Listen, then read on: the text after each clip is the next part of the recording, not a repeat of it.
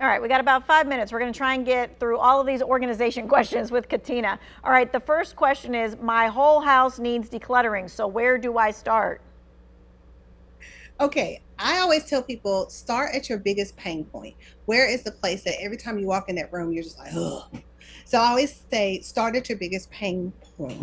If you can't start at your biggest pain point, then I say start in a bedroom, a place so that you have somewhere at the end of the day to come and relax. You also cannot do the entire house in one day. It did not get that way in one day. It's not going to get cleaned up in one day. So I only work in 5 hour increments when I'm working with a client. And oftentimes, when it's your own stuff, 5 hours is a lot of time. So I always say to people, set a timer, start with 15 minutes. You can do 15 minutes. And often, when you get done with the 15, you're like, I can do 15 more. And then do it little piecemeal at a time as you go through. Okay. Piecemeal at a time, but be intentional about it. So put it on your calendar, like, hey, on Saturday morning for 20 minutes or 15 minutes, I'm going to work on the kitchen. I'm going to work on the pantry and be very intentional about honoring that time with what you're doing. Yeah, maybe you just take one drawer and that's what you do in 15 minutes, but it's one drawer at a One time. drawer. Okay. Yeah. Here's something for the guys. My garage is terrible. What suggestions do you have for tool organization? Yes, tools come through.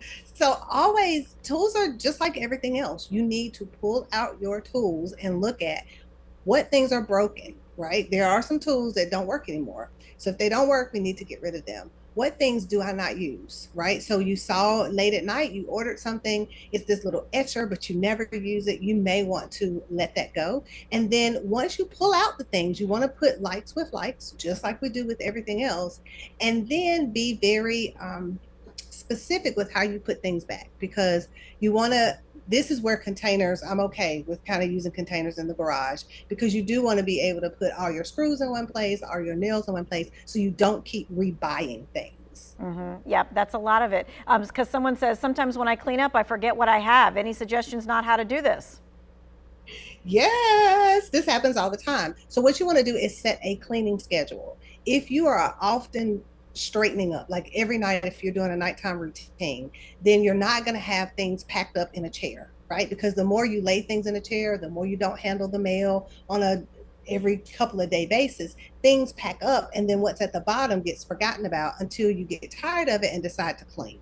So I think kind of setting up a cleaning schedule and going through things every couple of days, just kind of straightening up to make sure things aren't packing up, will keep things at least visible. Okay, really quick. What do I do with sentimental items like cards and things that people have given, but you don't want to throw them away? Okay, if you have a sentimental item that you love, I always say you can put those things in a container. If you have a way that you can display them, do that. But really be specific. If who is the card from? What do they mean to you? And then kind of do it that way. Don't keep all birthday cards, but I do understand keeping those things that are from special people in our lives. Okay, really quick. People want to know how to contact you for your service. Yes, yes, yes. You can schedule a free discovery call on my website, www.declutterrx.com, and they have that information. I would love to speak with you. All right, we're going to put that in the web story. Thank you so much, Katina. And we're WFMY News 2 at 6 is coming up next.